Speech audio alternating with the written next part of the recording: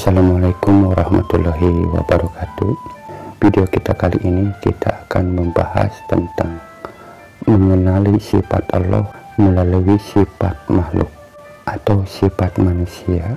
Seperti yang kita ketahui bahwa setiap umat Islam meyakini bahwa semua makhluk atau setiap manusia tidak memiliki apapun kecuali hanya sebuah titipan dari Allah Ta'ala.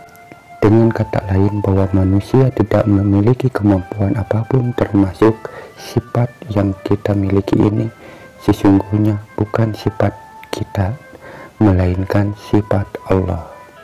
Nah, bagaimana kita memahami sifat Allah melalui sifat yang kita miliki? Kita mengambil dari sebuah cerita yang dimana si A dan si B ini adalah orang yang selalu bermusuhan. Tetapi di suatu ketika si B ini sadar dan ingin mengakhiri permusuhan ini, dan si B menyatakan atas semua kesalahan yang dia lakukan terhadap si A, dan si A menyambutnya. Tetapi si A tidak yakin dengan pernyataan si B ini, karena si A melihat bagaimana kelakuan si B. Di saat waktu dulu dia selalu berseteru, berantem, dan sekarang si B menyatakan insaf tidak akan melakukan hal itu lagi, permusuhan itu lagi. Dan di situ si A merasa kurang yakin. Di suatu ketika si B melakukan suatu kebaikan-kebaikan yang maksudnya bahwa si B ini ingin menunjukkan kepada semua manusia bahwa dirinya saat ini tidak seperti yang dulu.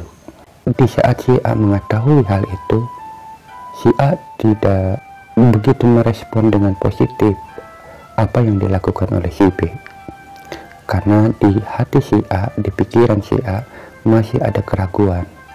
Bergulirnya waktu, si A mendapatkan suatu permasalahan, dan si A ini berharap ada orang yang bisa membantunya.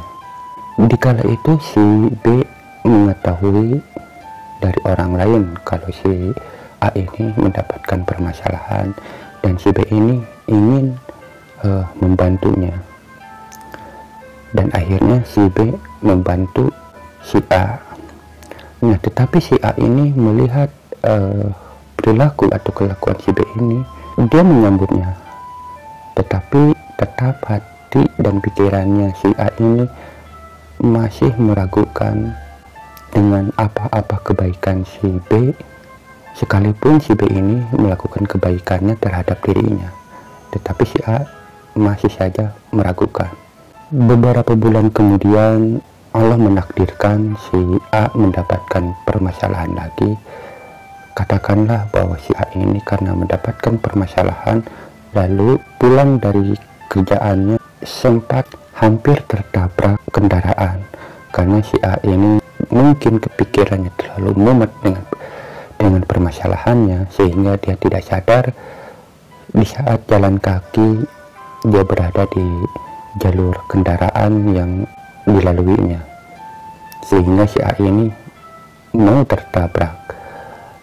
Untung si B mengetahui keadaan itu, sehingga ketika si A ini mau ketabrak, si B langsung spontan dia menolong si A, menarik si A sampai dia berdua jatuh dan akhirnya selamat.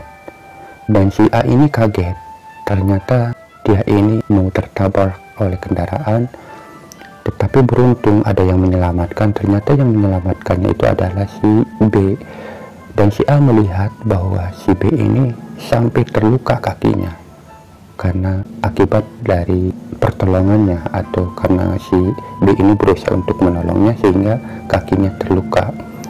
Nah, di situ si A baru menyadari keikhlasan atau perbuatan si B dengan niat yang baiknya itu, karena menurut si A bahwa si B ini tidak mungkin kalau dia hanya main-main saja atau berpura-pura saja untuk berbuat baik, karena dengan cara seperti itu si B mau mengorbankan dirinya, mau mengorbankan keselamatannya demi keselamatan dirinya si A. Yang akhirnya si A itu benar-benar menyadari kejadian ini. Kita mengambil pelajaran dari sikap si A, yang dimana seperti yang dicerita ini, bahwa si A itu selalu meragukan sikap si B yang niatnya baik. Nah, begitu juga kita, di saat kita dulu berbuat buruk, selalu berbuat kesalahan, nah di suatu ketika kita ingin bertaubat, ingin benar-benar kembali ke jalan Allah, tetapi di saat kita melakukan hal itu, kita mendapatkan masalah-masalah. Nah, pertanyaannya, apakah kita di saat kita bertaubat kepada Allah lalu kita mendapatkan permasalahan, apakah Allah menolongnya, mau membantu kita dengan keadaan kita yang sedang bertaubat? Mungkin saja Allah juga seperti yang dilakukan oleh si A. Allah hanya memperhatikan diri kita, seakan-akan Allah tidak meyakininya. Tetapi bukan berarti Allah itu tidak maha mengetahui. Justru sikap Allah seperti ini karena Allah ingin mengetahui kesungguhan kita, sehingga yang terjadi seperti Allah itu meragukan kesungguhan kita. Di saat kita sudah bertaubat, kita mendapatkan masalah, seakan-akan Allah itu membiarkan kita. Nah, jika kita benar-benar ingin bertaubat, kita pasti tidak akan menghiraukan tentang hal itu, dan kita akan terus berusaha untuk selalu berbuat baik. Selang beberapa hari, beberapa minggu, beberapa bulan, usaha kita dalam usaha pertaubatan kita masih saja seakan-akan Allah itu tidak mau menolong kita. Di suatu ketika, di saat kita mendapatkan permasalahan, seakan-akan Allah itu tidak merespon diri kita atau tidak menolong kita di saat kita mendapatkan masalah.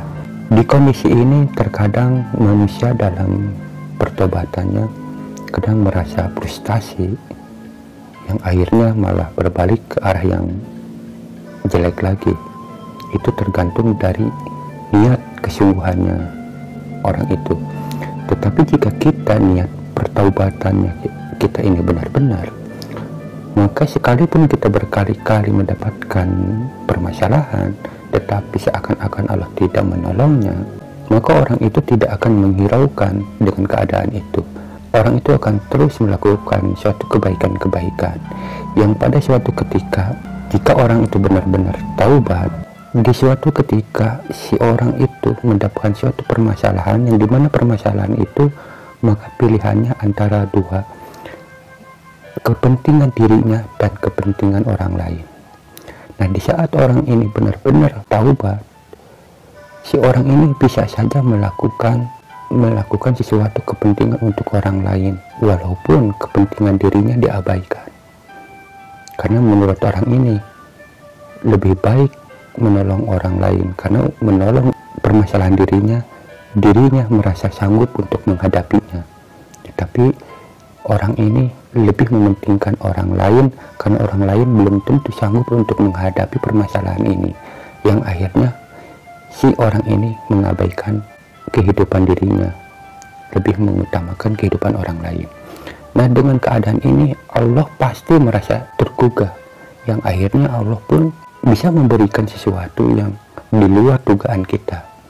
Karena dalam pertaubatan kita berani mengorbankan kepentingan diri kita untuk kepentingan orang lain. Nah, hal ini bisa saja terjadi. Allah bisa saja terjadi melakukan sesuatu hal seperti yang dilakukan oleh si A itu, yang dimana dari cerita si A itu, si A selalu meragukan atas sikap perbuatan si B yang niat baik itu. Nah, Allah juga bisa saja melakukan hal itu karena sifat manusia itu milik Allah. Allah pun bisa melakukan hal seperti itu. Jadi kesimpulannya dari cerita ini bahwa jikalau permasalahan kehidupan kita ingin disegerakan pertolongan oleh Allah, maka kita harus menciptakan sifat-sifat Allah itu. Artinya, jika kita mengharapkan Allah untuk selalu memberikan pertolongan kepada kita, maka kita juga harus selalu mau memberikan pertolongan kepada orang lain. ataupun ke makhluk lain. Misal jika kita melihat seseorang yang perlu bantuan kita, ya kita bantu, jangan berpikir. Artinya kadang-kadang kan kita ada orang yang minta-minta saja, kita selalu berpikir, ah ini masih muda, ah ini masih ini, ah ini masih itu. Sehingga sebelum kita mau ngasih sesuatu kepada orang itu, malah bisikan-bisikan nafsu yang masuk ke diri kita, yang mengajak diri kita untuk tidak melakukan kebaikan itu dikarenakan misalnya karena orang ini masih muda, karena orang ini inilah dengan alasan-alasan lain. Padahal kalau kita memang niatnya untuk ingin membantu, jangan berpikir bahwa dia itu masih muda atau masih inilah, masih itulah, atau perbuatannya seperti ini, seperti itulah. Jangan seperti itu. Kalau kita mau niat ngasih, ya kasih. Tidak peduli itu seiman atau tidak seiman. Kalau memang itu patut untuk diberi, berilah. Maka pasti jika kita mendapatkan permasalahan, Allah pun akan melakukan hal seperti itu kepada diri kita. Nah, maka dalam keterangan barang siapa yang mengenal diri maka mengenal Allah, maka dengan kejadian ini, dengan video ini, kita bisa memahami cara sederhana agar kita bisa memahami sifat Allah melalui sifat diri kita. Barang siapa yang bisa memahami sifat diri kita, maka kita pun insya Allah pasti bisa memahami sifat Allah, yang pada akhirnya kita tidak selalu berprasangka buruk terhadap Allah. Semoga video ini bisa dipahami. Assalamualaikum warahmatullahi wabarakatuh.